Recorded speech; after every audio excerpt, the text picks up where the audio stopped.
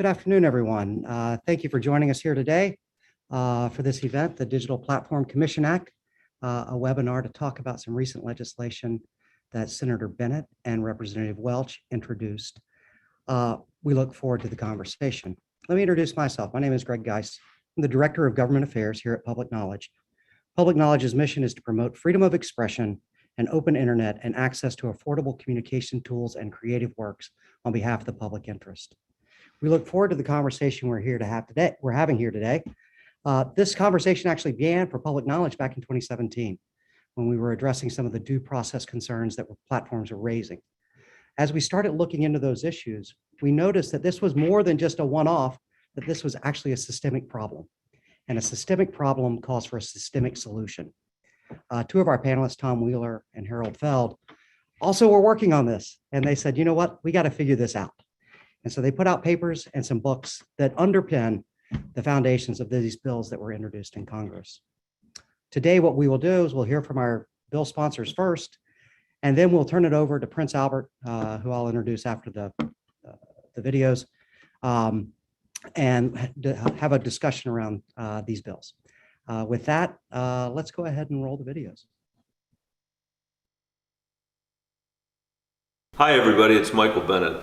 I want to start by thanking Public Knowledge and especially Harold Feld for hosting this discussion and for your leadership on this issue. Harold, as you know, literally wrote the book on why we need a digital platform commission, and his work set the stage for the introduction of our bill. I also want to thank Chairman Wheeler for his leadership and partnership. I spoke with Tom about this idea earlier in the year, and we wouldn't be where we are today without his support and expertise. Let me start by recognizing that no other country on earth can claim the staggering success of America's tech sector. The rapid rise of companies like Apple, Amazon, Google, and Facebook testify to America's capacity for innovation. But the rapid rise of these companies has also given them vast power over our economy, society, and democracy, a power that remains almost entirely unregulated. And as these companies move fast and break things, Americans are left to pick up the pieces. Consider the crisis of teen mental health. Even before the pandemic, teen suicides increased 60% in the US. Social media isn't solely to blame, but as the father of 3 daughters who grew up in its grip, I have no doubt it plays a role. Facebook's own research links Instagram use with poor teen mental health, and a majority of teenagers today say they're addicted to social media. The rise of these platforms has also created enormous pressure on small businesses. In today's economy, small businesses have to sell online to survive. And although platforms like Google have given them powerful new tools to reach customers, they can also take a cut of 30% or more. Worse, one tweak to a platform's algorithm can privilege their own products while dooming a competitor's. As a member of the Senate Intelligence Committee, I also see how digital platforms have amplified foreign disinformation. Ahead of the 2016 and 2020 elections, Vladimir Putin wielded disinformation to tear at every division in our society and degrade trust in our institutions, abetted by social media bots, rage-hungry algorithms, and complacency by platforms that put their growth above our democracy. All the while, Washington has been content to wag its finger and literally do nothing. The situation is unsustainable, but not unprecedented. After Upton Sinclair exposed ghastly conditions in meatpacking facilities, Congress finally created the Food and Drug Administration in 1906. As broadcasting became more central to American life, Congress created the Federal Communications Commission in 1934. It created the Securities and Exchange Commission following reckless behavior on Wall Street that led to Black Tuesday. In each case, Congress understood that it lacked expertise to effectively oversee complex sectors of the economy, so it empowered an independent body with the mandate, tools, and teeth to protect the public interest. Today, there is no such body for digital platforms, and that's why I introduced a bill last month to create a federal digital platform commission, an independent body with 5 Senate-confirmed commissioners to protect consumers, promote competition, and ensure platforms operate in the public interest. The Commission would have the power to hold hearings, conduct research, and pursue investigations. Most important, it could establish thoughtful rules of the road for the sector and enforce penalties. For the past 20 years, American teens, parents, businesses, and election officials have battled alone against some of the most powerful companies in human history, and they're losing ground. Let's level the playing field with a new federal digital platform commission. Thank you.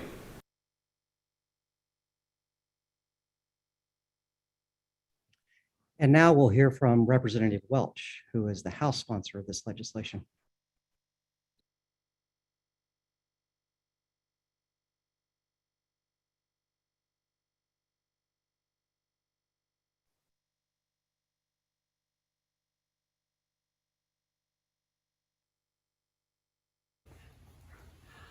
I want to thank Public Knowledge for the tremendous work you've been doing, particularly Harold Feld, and also Tom Wheeler is present.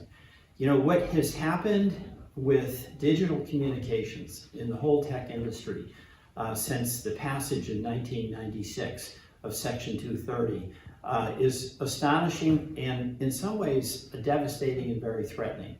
The whole promise of tech, and obviously there's huge benefits and there's been enormous economic benefits as well, has come with a cost, which we're only now beginning to face in significant part through the leadership of Public Knowledge.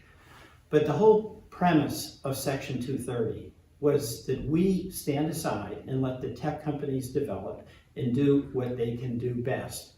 And we hoped, and to some extent it worked out, that our tech industry would get a head start, and they did.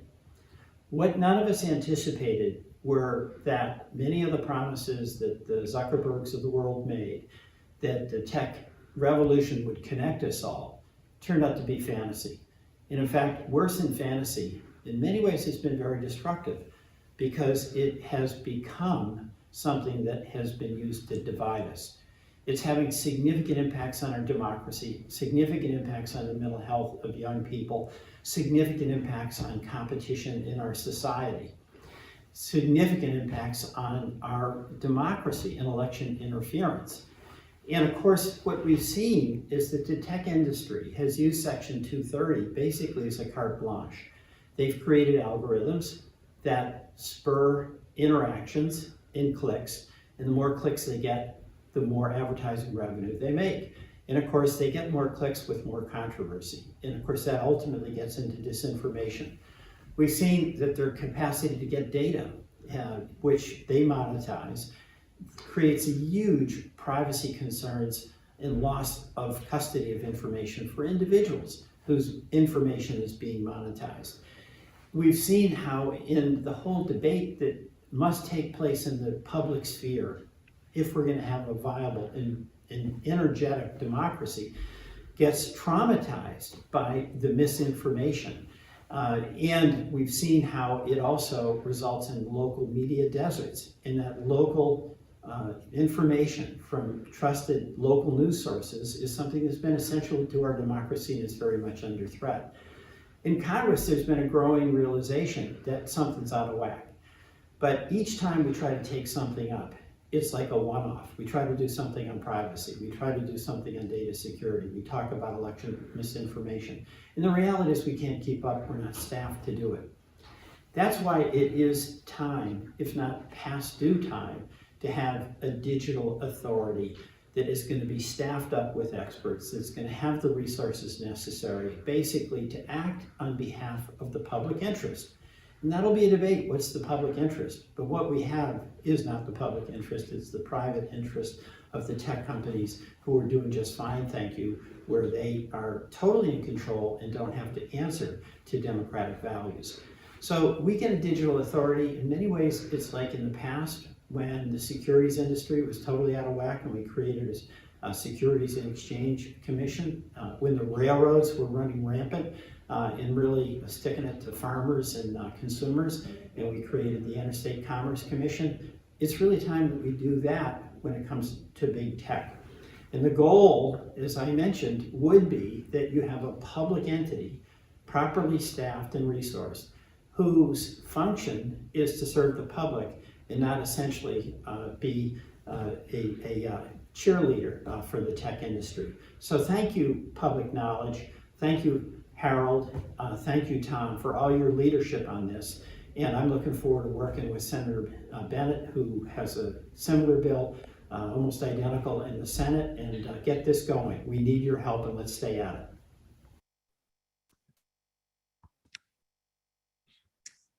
Well, thank you, Senator Bennet and Representative Welch, for those remarks. I would just say, I think Representative Welch's point that this is not a job that Congress can do is another great reason why we need this. With that, I want to turn it over to the moderated portion of our webinar and introduce our Policy Council. We'll be moderating our discussion and introducing our panelists. Antoine Prince Albert III, we call him Prince, works in our Government Affairs Department on a variety of internet platform issues, including platform governance, competition, artificial intelligence, algorithms, Section 230, music licensing, and more. We actually have other staff, but Prince is killing it. Prior to joining PK, Prince worked at Georgetown's Institute of Law, Technology, Law, and Policy at Center on Privacy and Technology with Senator Ron Wyden and at the Leadership Conference for Civil and Human Rights. Before working as a public interest advocate in the tech and telecom space, Prince also served as an officer in the United States Navy and as a high school teacher. He holds a JD from Georgetown Law Center and is a very proud alumnus of Morehouse College. With that, Prince, I will turn this over to you. Hi, everyone, and thank you so much, Greg, for that very comprehensive introduction. We have people joining from all over the world on Zoom, but this event is also being live streamed on Public Knowledge's YouTube channel as well. So for those who can't stay until the end, don't worry, we will post the entire event and conversation on our YouTube channel. As the panelists share their insights, you will see links to longer versions of their work in the chat as they speak. For live streamers, also, don't worry, all those links we shared today will either be sent to attendees in a follow-up email after this event, or will be found in the description of the YouTube video. Before we begin with the meat and potatoes of our discussion today, I have the honor of introducing our esteemed panelists. First, we have the Honorable Mr. Tom Wheeler. Tom is a visiting fellow in governance studies at the Brookings Institution and is the CEO of the Shiloh Group, a strategy development and private investment company specializing in telecommunications services. Tom is a businessman and author and was the chairman of the Federal Communications Commission from 2013 to 2017. For over 4 decades, he has been involved with new telecommunications networks and services. At the FCC, he led the efforts that resulted in the adoption of net neutrality, consumer privacy protections, and increased cybersecurity, among other policies. Prior to being appointed to FCC chairman by President Barack Obama, Tom was the managing director at Core Capital Partners. He co-founded Smart Brief, the internet's largest curated information service for vertical markets. He has served as the CEO of several other high-tech companies, and notably, he was the president and CEO of 2 very important trade associations, the National Cable Television Association, or NCTA as we call it, and the Cellular Telecommunications and Internet Association, CTIA. Tom, thank you for bringing your breadth of technology and telecom experience to our discussion about the DPCA. Thanks, Tom. Hi, Megan. Megan Foster is currently the Deputy Chief of Staff and Legislative Director for Congressman Peter Welch, the People's Representative for the great state of Vermont. Before joining Representative Welch, Megan served as a senior policy advisor for Senator Tom Udall, as well as a legislative assistant for Senator Mark Begich. Though Megan was born and raised in rural Ohio, she lived in Alaska for 5 years, where she worked for various members of the state legislature. Megan now lives in Washington, D.C. with her husband and her very cute rescue dog, Sierra. So welcome, Megan. We also have Vivek Chalukari. He serves as the Deputy Chief of Staff for Senator Michael Bennet, the Democratic senator from the great state of Colorado. Vivek has worked for the Senate since 2017 and previously served as a speechwriter and senior advisor for policy concerning technology Technology, Telecommunications, Senate, Vivek worked at the U.S. Department of State as a speechwriter and advisor to the Undersecretary for Civilian Security, Democracy, and Human Rights as a political appointee in the Obama administration. Vivek earned a Master of Public Policy from the Harvard Kennedy School and a BA from the University of North Carolina at Chapel Hill as a Robertson Scholar. Welcome, Vivek. And last but certainly not least, we have our very own Harold Feld. Harold is the Senior Vice President at Public Knowledge and the author of The Case for the Digital Platform Act, a guide to what government can do to preserve competition and empower individual users in the huge swath of our economy now referred to as big tech. Tom Wheeler described this book as a tour de France of the issues raised by the digital economy and internet capitalism. In 2017, Illinois Senator Dick Durbin praised Harold for his blog, saying, quote, "It's doing a lot of work for helping people understand how the FCC's decisions affect people and communities on the ground," end quote. For more than 20 years, Harold has practiced law at the intersection of technology, broadband, and media policy in both the private sector and in the public interest community. Harold holds an undergraduate degree from Princeton University and a law degree from Boston University, and has clerked for the DC Court of Appeals. Harold, thank you for bringing your advocacy passion and your brilliance to our discussion about the DPCA. Okay, let's jump right in with Tom. Tom, as the chairman of a sector-specific regulator, how did that experience shape your thoughts around the need for another sector-specific regulator for digital platforms?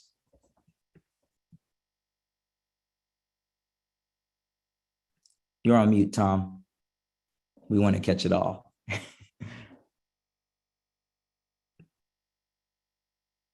Not yet. There you go. Okay. You know, that's the expression of the 21st century. You're on mute. But thank you, Prince. Thank you, Public Knowledge, to Harold Feld, the dean of such activities.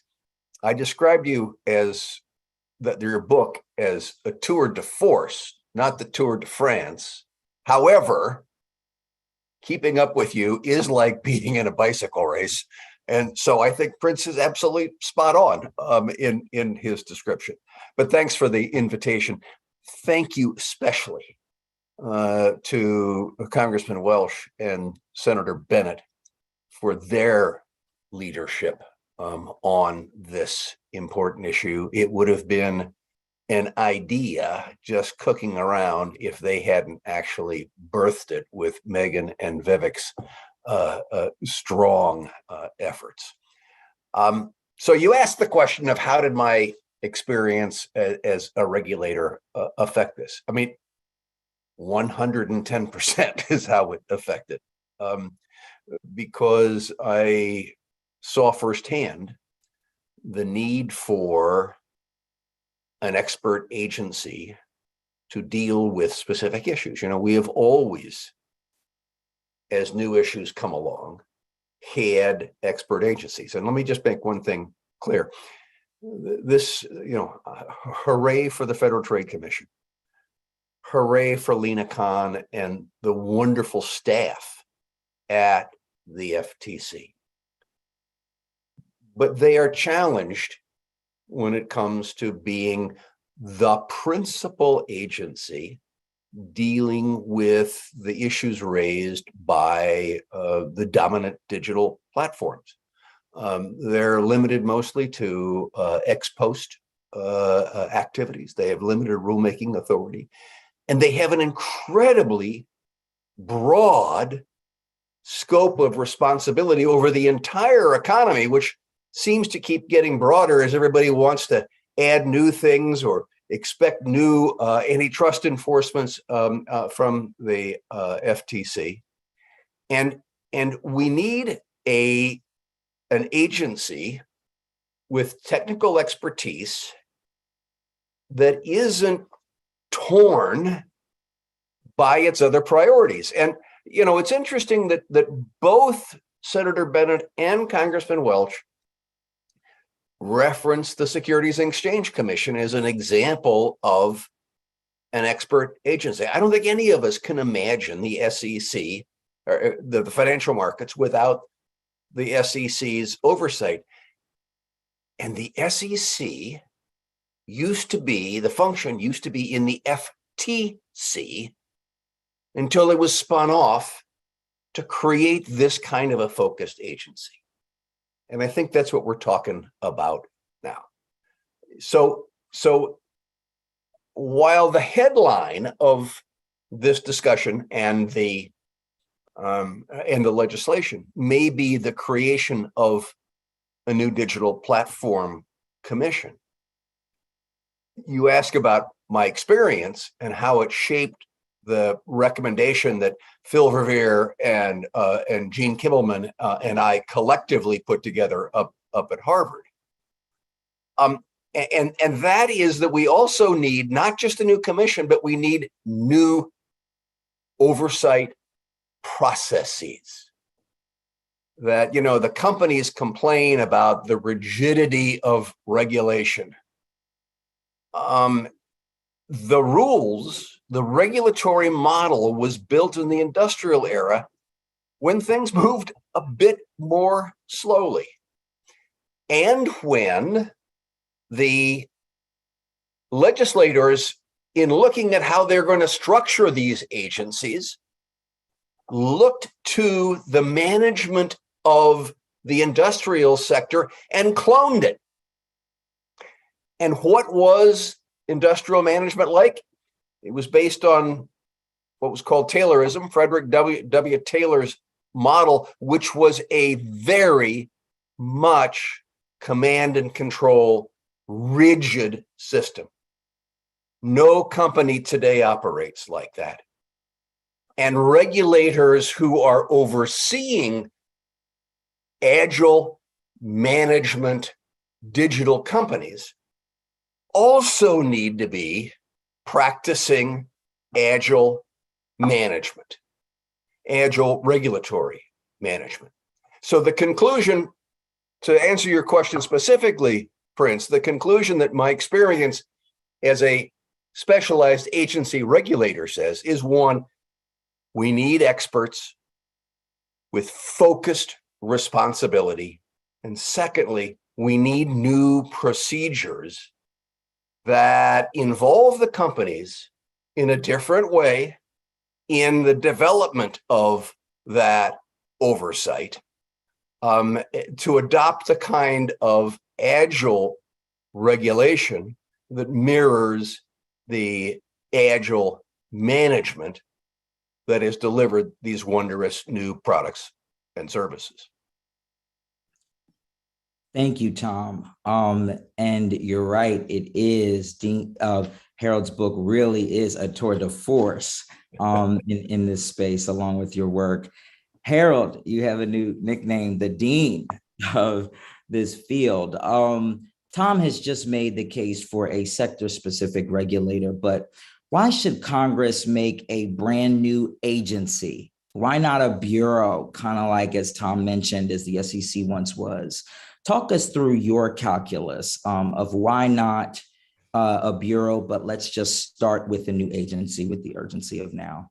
Well, yes. And I did want to emphasize one of the points that Tom raised, which is industry always says it's the wrong time to regulate. It's too soon, and now it's too late. Turned out Tuesday at 3 a.m. was the one time you could have passed effective legislation, but who knew at the time? So we need to recognize that absolutely the time is now. It is neither too soon nor too late to pass legislation to create a sector-specific regulator here. Now, why a sector-specific regulator? Why not start with a bureau at the Federal Trade Commission? We have had that experience in the past where the telephone element of the FCC started as part of the Interstate Commerce Commission. SEC started as part of the Federal Trade Commission.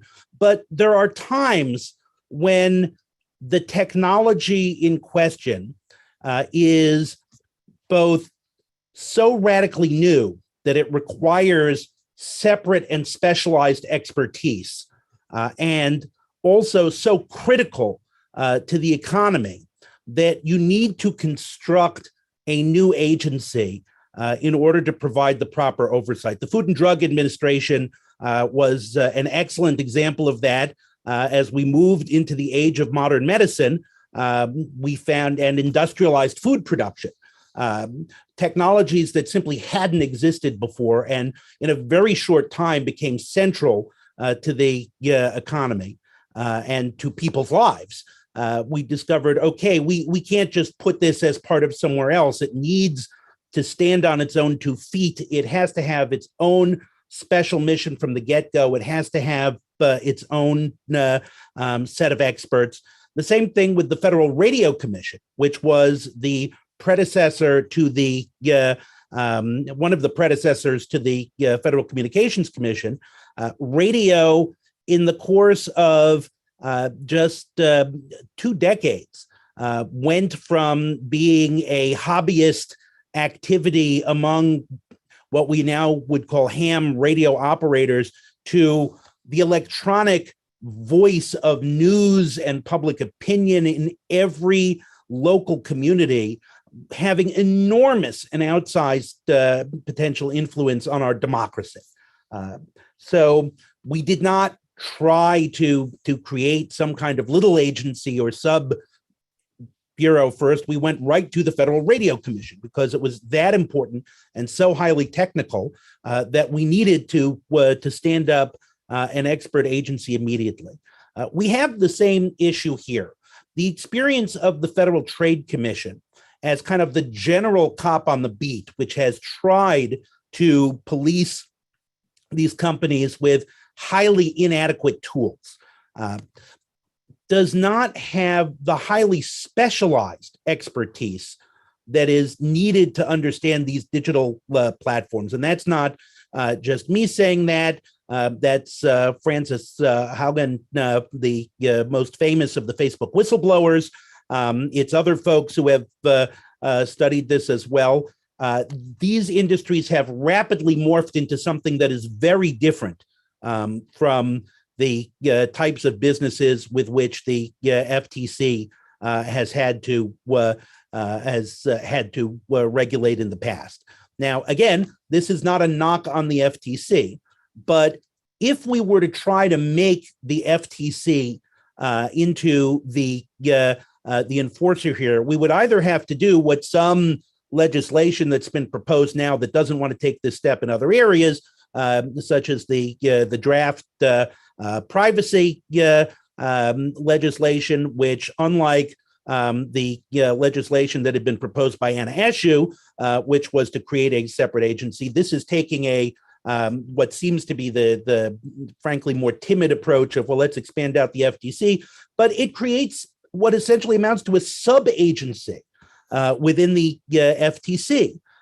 We've seen other countries that have been looking at this and have been tentatively approaching this space, have, again, essentially created, United Kingdom did this, created what essentially amounts to a sort of group agency among the multiple agencies that each have a piece of this sector if you looked at it in the terms of traditional jurisdictions. So we need, this is, we should not be timid. There is good cause to move forward in creating an independent agency, and we should do so now rather than take a timid approach and have, perhaps 10 or 15 years of ineffective regulation as a sub-agency tries to do the job of a full agency, and move ahead as we need to do. Thank you, Harold, for explaining why we need to start with an agency right now. Megan, at the House Energy and Commerce Committee hearing on extremism and misinformation last March in 2021, Congressman Welch was the first member of Congress to ask the big tech companies for their thoughts on a digital regulator. What inspired his question, and what has driven the congressman's vision for a dedicated digital regulator to bring to life what Harold and Tom have really discussed as the need? Thank you so much for the recognition of the congressman's early advocacy for it. I was, in preparation for this panel, I was looking through to see the history, and I started work on this from an email from him in October of 2020. He had been in conversations with Chairman Wheeler and with others, and he had sat in, many Energy and Commerce Committee hearings, many House Intelligence Oversight hearings. And it was the same problem being raised all the time, and people, saying, we need to do something about childhood safety. We need to do something about algorithms, and but everything was very siloed.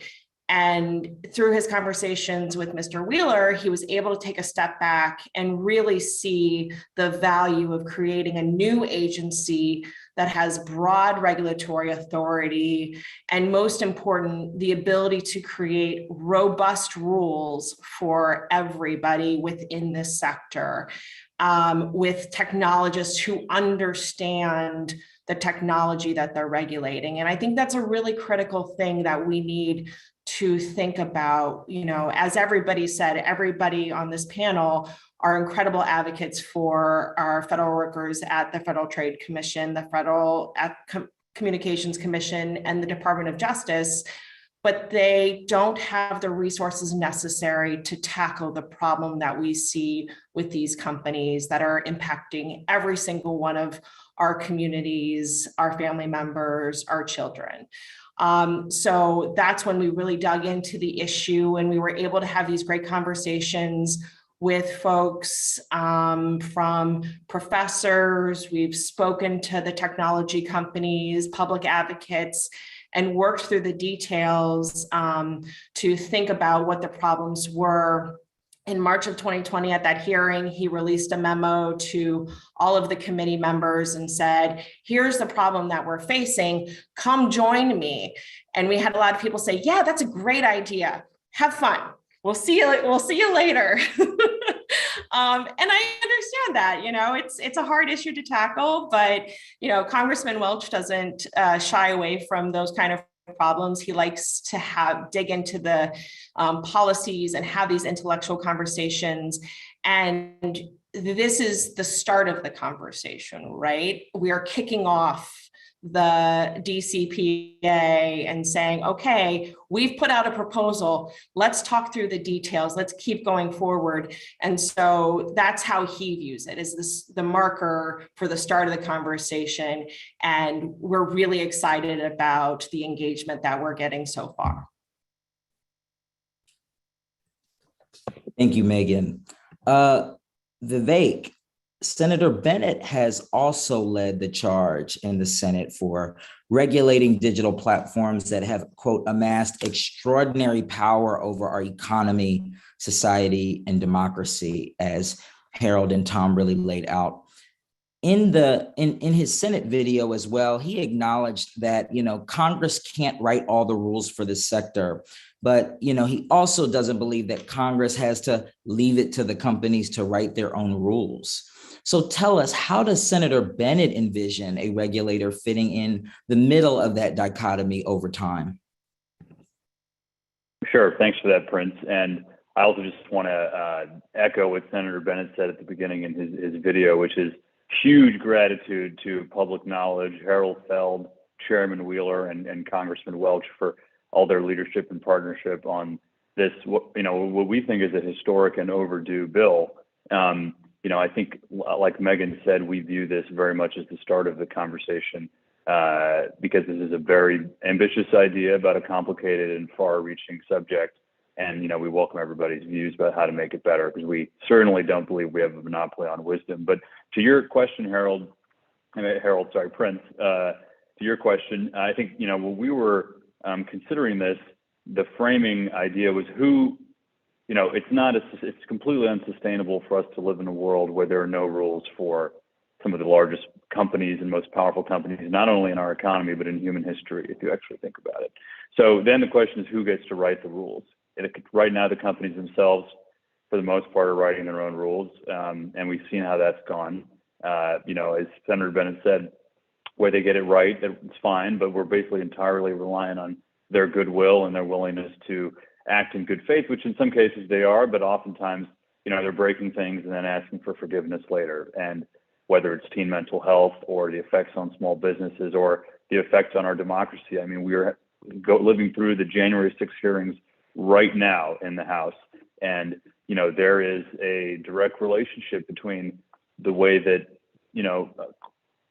crazy ideologies, disinformation, often abetted by foreign disinformation campaigns, spins people up, and then we see it manifest in real harm in the real world. So we can't let these companies write their own rules. So then the question is, does Congress write the rules, or do we hand it to a group of experts? And I think if you think about Congress as an institution, it becomes immediately clear that there would be huge problems with just leaving this entirely up to Congress. I mean, we have, as Senator Bennet has said before, the average age, at least in the Senate, is about 1 million years old. So this is a group of people who most of them probably wouldn't be able to describe what an algorithm is, let alone regulate it, just to be blunt. And and in the same way, it would be ludicrous for us to expect the United States Congress, even when it worked, let alone the Congress that we have today, to approve pharmaceutical drugs or to write safety standards for airplanes or cars. I mean, nobody would even imagine that would make sense today. Yet that's essentially what we've expected them to do for a sector that's frankly moving faster than any of the sectors that I just mentioned. So I think that's where he comes down on it. And also just to think about Congress as an institution, I mean, you have staff that are turning over constantly. You have, not all the staff are as impressive as Megan, who have the expertise here. A lot of them are young. There's huge information asymmetries when lobbyists and other groups come in here and they say, they just know a lot more. And that is a form of, that is a huge problem for this institution's ability to regulate an extremely complicated sector. And so, and also just in some ways by nature of the digital platforms and how they've affected our political discourse, we very much chase the shiny objects, not we as an office, but as an institution, we chase the shiny objects. So as Megan mentioned, there's a bad headline and a controversy about privacy or teen mental health or small businesses. And then a week or two later, you see a very narrow bill about that thing that, by the way, usually goes nowhere. In lieu of what is required, which is a comprehensive approach. So that's why Senator Bennet, and I think Congressman Welch, who's been sounding the alarm on this for a long time, came to this issue. So we think experts who can sit in an agency for a while to develop that expertise, to come with expertise, who can write, who can take the longer view, who are frankly getting paid at a level where they're not going to be incented to just become a lobbyist after working here for a couple of years. I think it's a superior long-term approach, and one that is not new. It's something that we've done many times in our history, as Tom, Harold, Megan, and others have said.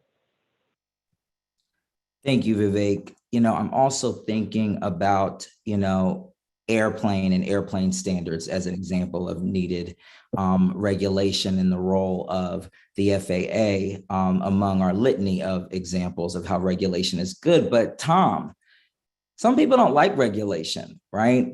They say regulation stifles innovation. But given your experience as both an entrepreneur and helping entrepreneurs, can you explain how the Digital Platform Commission can support innovation? How would the agency actually help companies of all sizes? Well, thanks, Prince. Let me go back and build on something that Vivek and Megan just said, though. Hooray for Senator Bennet. Hooray for Congressman Welch. They took the leadership, but let's not kid ourselves. When the rubber meets the road, it falls to folks like Megan and Vivek to be able to bring that to reality. And so thank you to them for what they did to make this happen. Second point, Adam Smith is the father of the invisible hand of the marketplace and laissez-faire. and even Adam Smith said you need to have rules, that the marketplace cannot operate without rules. You know, I love this point that you asked about, that, you know, the companies go around and say, oh, innovation and investment is going to be destroyed as a result of regulation. In my experience, it's the first refuge of those who don't want any rules and want the ability to make the rules themselves to benefit themselves. And you hear it time and time and time again. You know, when we heard it in net neutrality, it was going to be the end of broadband investment. And lo and behold, in the 3 years that net neutrality was in effect, the investment by the broadband companies was greater than the 3 years before when it wasn't. You know, we heard the companies say as one of the rationale for the Trump tax cuts, oh, you give us these tax cuts and we'll invest it. And what they do, they turn it around and they spend it on stock buybacks. And then just the other day, I saw a Bloomberg piece. Facebook fought rules that could have exposed fake Russian ads. And you go into what Facebook was saying in 2017 on the question of whether or not they needed to reveal who was sponsoring ads, and get ready for it. They said, oh, you can't do that because that would be standing in the way of innovation. And I love what Vivek has been saying about how it's break things and then beg for forgiveness. We need to be out front on that. We need to recognize that this is going to hurt innovation and investment is an old warhorse that's mighty tired.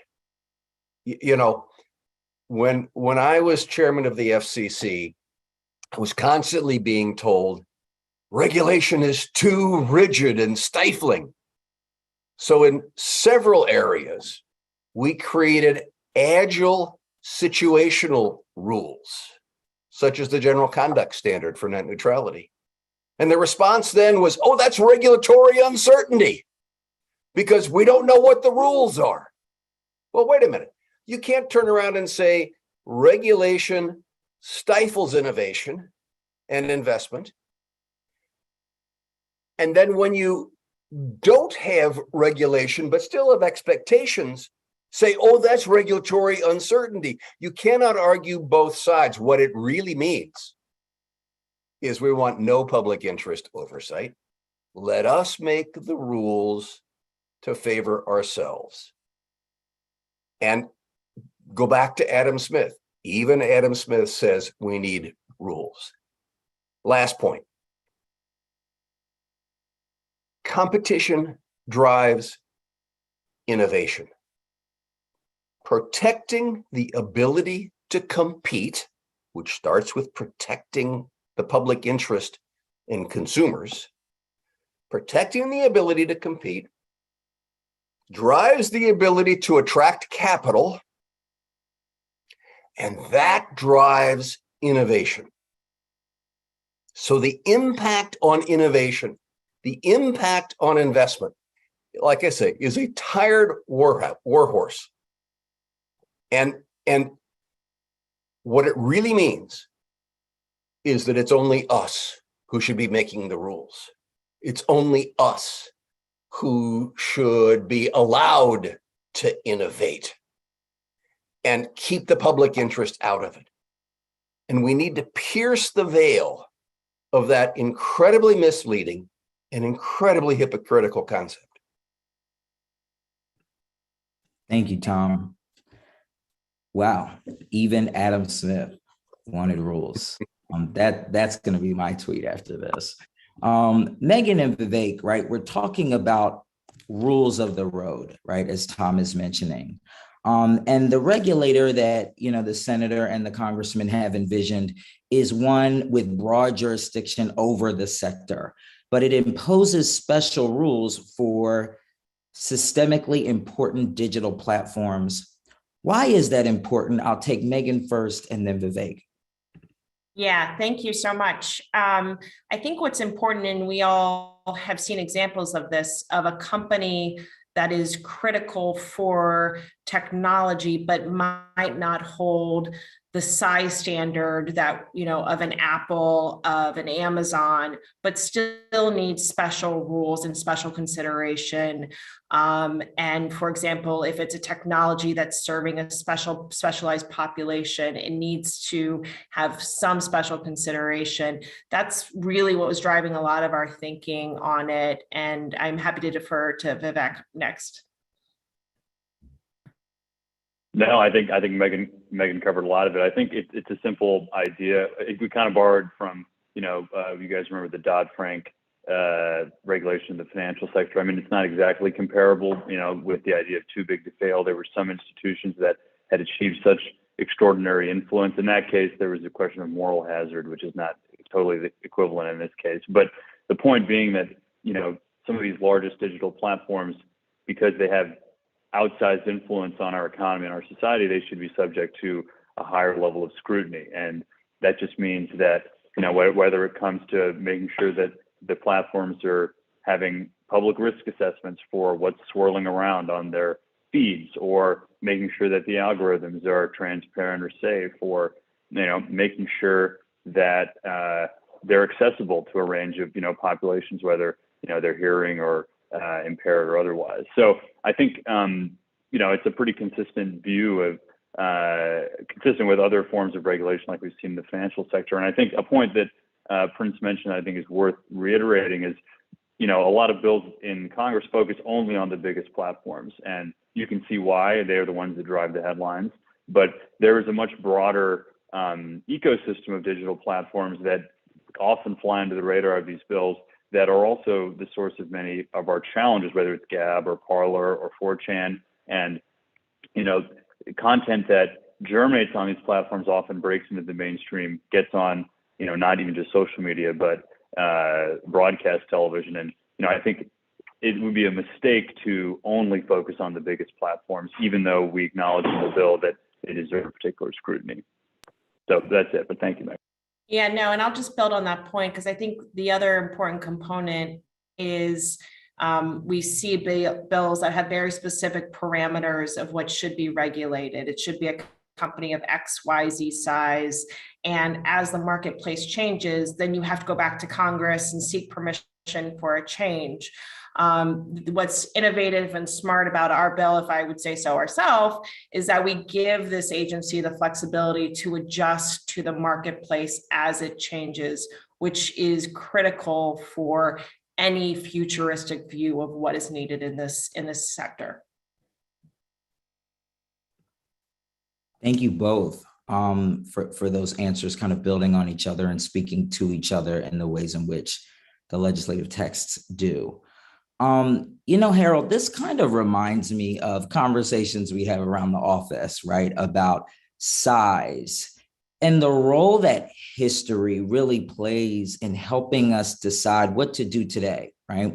It has once been said, there's nothing new under the sun. And there's a lot I think we could learn from, like the AT&T example that many of us talk about often. So what important lessons can Congress and a dedicated regulator learn from the consumer protection and the antitrust actions taken against the legacy company? Yeah, and this is a great point, especially since the AT&T breakup is often held up as one of the most successful and important breakups of the 20th century. John Oliver pointed it out just this past week in an episode everybody should see, and our own Al Dickstein was Al Kramer. I'm sorry, Al Kramer. Just wrote a paper on it. What's important here is to understand the interplay of different agencies, for one thing, and what they each do well. The Department of Justice does antitrust real well. That's why the pending antitrust package, which is pending now, needs to go through. This bill is not a substitute for that.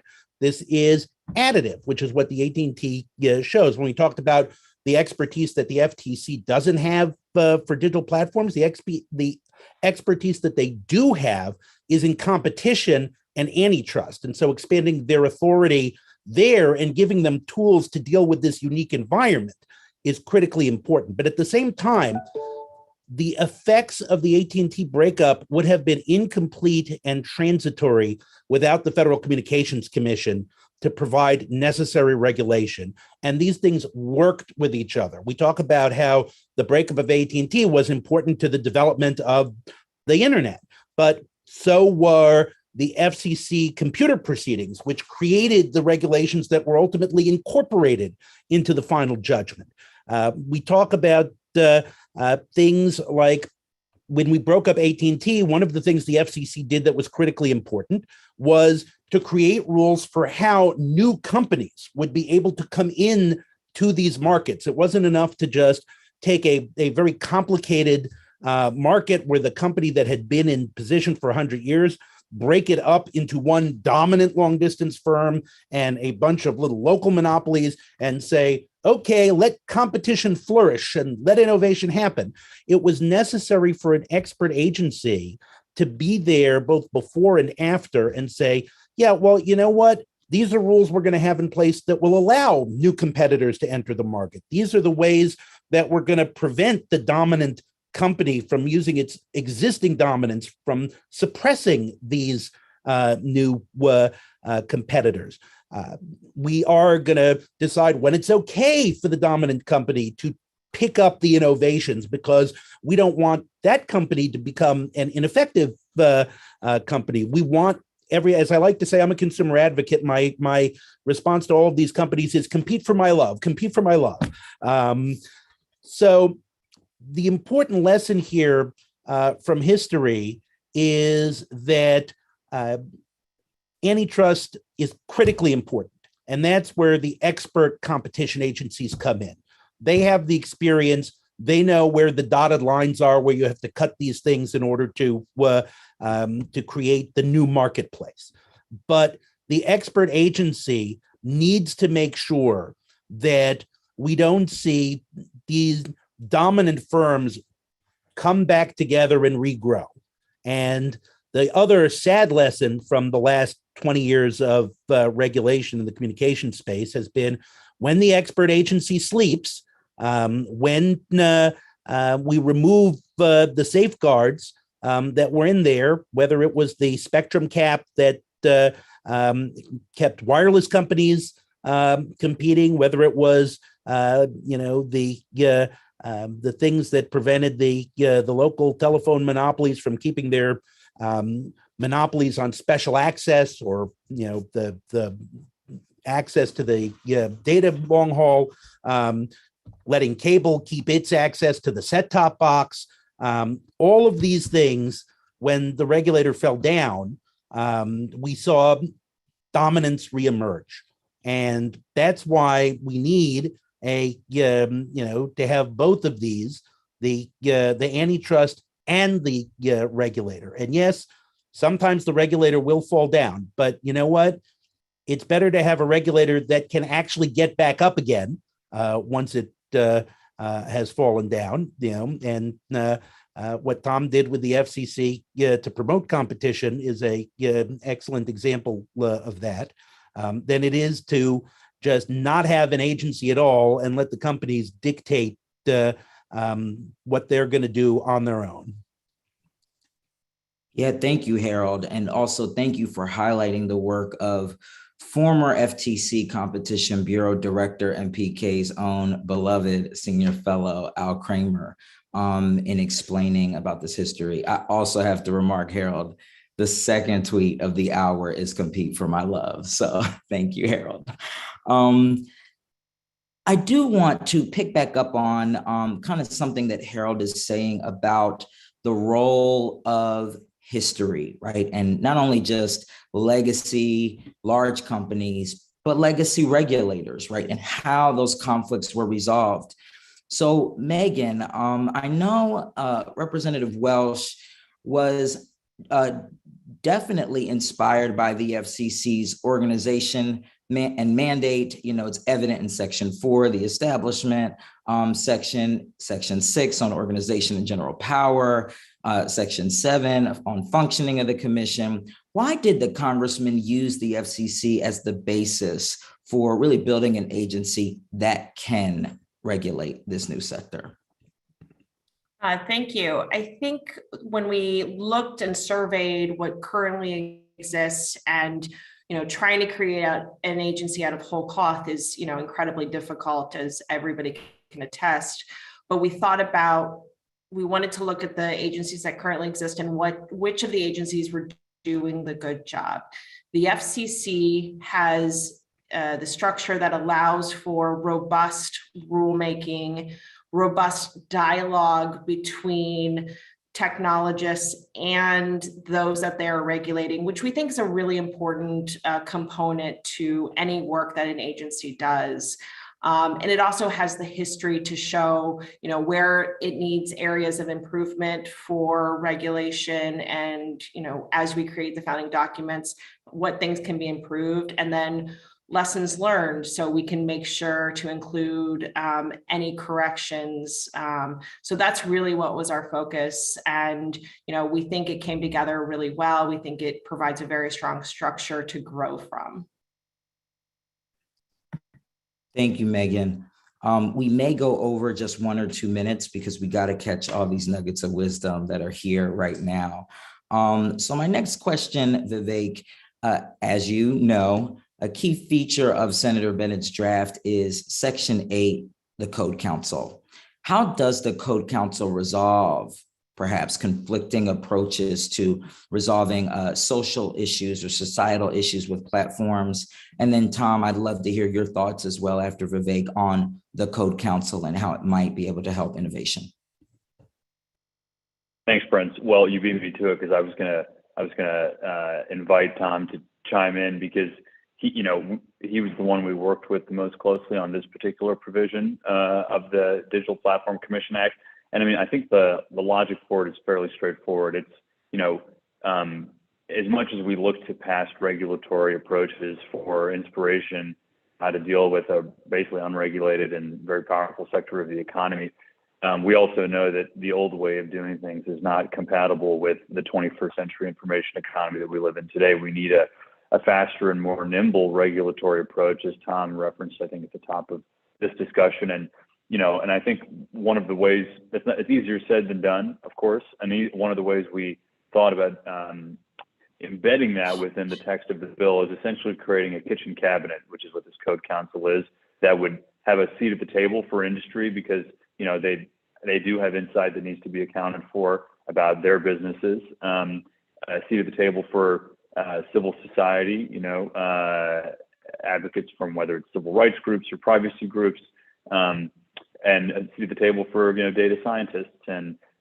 computer scientists. And so giving them the opportunity to sit together and probably go into a greater level of depth than one of 5 commissioners that has probably a lot else of other things on their agenda to deal with, and to work together to recommend specific behavioral codes or technical standards that the commission, and if there are disagreements among the group, I think maybe that's what you're hinting at, Prince, with your question, they would decide by majority vote. But I think to make a recommendation, and I think the important point though is that nothing in the Code Council is binding, right? It is, they can offer a recommendation to the commission, that the commission can ignore or act upon. It's basically an in-house resource for them that they can use. And I think it's one of the ways that we're just trying to innovate in terms and update traditional approaches to regulation. But Tom, why don't you clean up anything that I screwed up? Well, there's nothing to clean up there, Vivek.